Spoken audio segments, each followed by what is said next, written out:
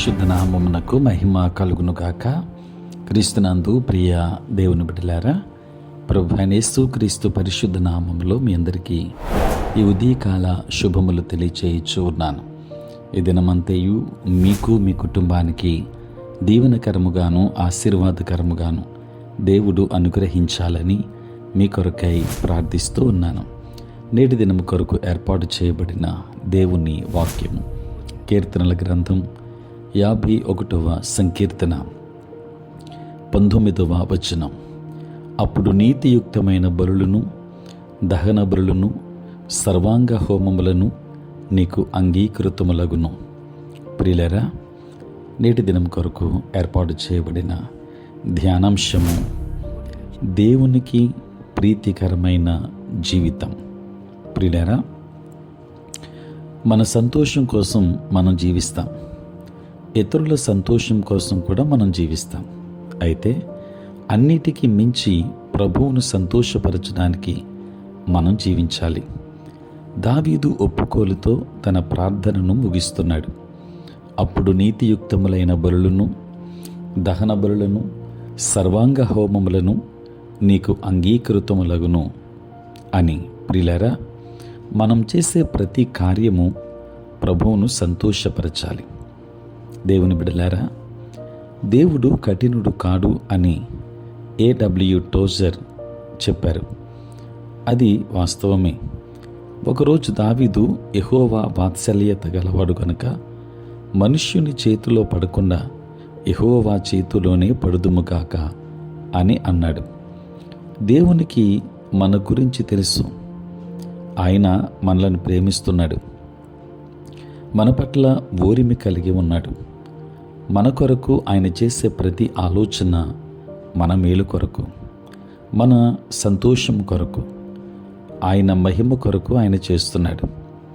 మరి ఆయనకు అత్యంత సంతోషం కలిగించేదేమిటి?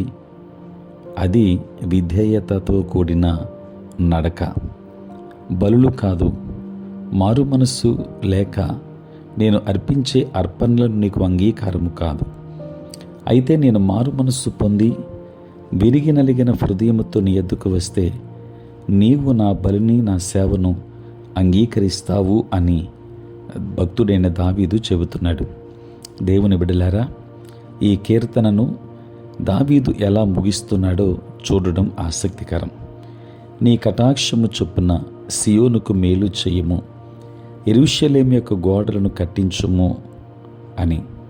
తన పాపాన్ని బట్టి దావీదు చీల్చబడ్డాడే కానీ కట్టబడలేదు.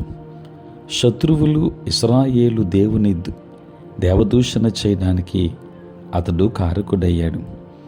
వార్త బయటకు పొక్కింది. అతడు చేసిన కార్యం ప్రతి ఒక్కరికి తెలిసింది. కనుక అతడు, దేవా, నేను పాపం చేసినప్పుడు చీల్చబడ్డాను, నిన్ను సంతోషపెట్టలేకపోయాను. ఇప్పుడు నేను నిన్ను సంతోషపరచుకోరుతున్నాను. నీ సంతోషం కొరకు నేను కట్టబడతాను. యెరూషలేముకు సంరక్షించే గోడలు ఇప్పుడు బలముగా కట్టబడతాయి అని చెప్పాడు. ప్రియులారా, నీవు చీల్చివేయబడుతున్నావా లేక కట్టబడుచున్నావా? దేవుడు సమస్తాన్ని మీ మేలు కొరకు, మీ సంతోషం కొరకు, తన మహిమ కొరకు ఉద్దేశిస్తూ ఉన్నాడు. ఆయన బిడ్డగా మీ సమస్త కార్యాలలో ఆయనను సంతోషపరిచి ఘనపరచడానికి ప్రయాసపడండి. దేవునితో మీ నడక విధేయతతో కూడినదేనా? మీ జీవితాన్ని ఆయనకు ప్రీతికరంగా మార్చుకోండి. దైవాశీర్వాదములు పొందుకొనండి. దేవుడు మిమ్మును, మీ కుటుంబాన్ని బహుగా దీవించునుగాక. ఆమేన్. ప్రార్థన. పరిశుద్ధుడైన తండ్రి, ప్రేమ కలిగిన ప్రభువా, నీకు వందనాలు. రాత్రంతయు కాపాడారు నాయనా. ఉదయం లేచి మిమ్మల్ని స్తుతించే భాగ్యం ఇచ్చారు. నీ స్తోత్రాలు. ఈ దినమంతా కూడా మీ సన్నిధి మాతో ఉంచండి. మీ ప్రసన్నత మాకు దయచేయండి. నేటి మా పనులలో, ప్రయాణములలో, పరిచర్యలో మీరే తోడై ఉండండి.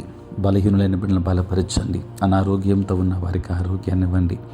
సమస్యలతో ఉన్న వారికి సమాధానం దయచేయండి. కృపామయడానికి స్తోత్రాలు నాయన. ఈ సమయంలో ప్రభువా, రక్షణ లేక అనేక మంది నశించిపోతున్నారయ్యా. వారికి రక్షణ భాగ్యాన్ని ఇవ్వండి. నీ సేవ పరిచర్య చేయుచున్న ప్రతి సేవకుని కూడా మీరు దీవించండి నాయన. వారి పరిచర్యలో, ప్రయాణములలో తండ్రి మీరు పనులలో తోడుగా ఉండండి నాయన. ఇదిగో తండ్రి, ఉద్యోగస్తులు, వ్యాపారస్తులు కష్టపడి పని చేసుకుంటున్న బిడ్డలందరినీ దీవించండి.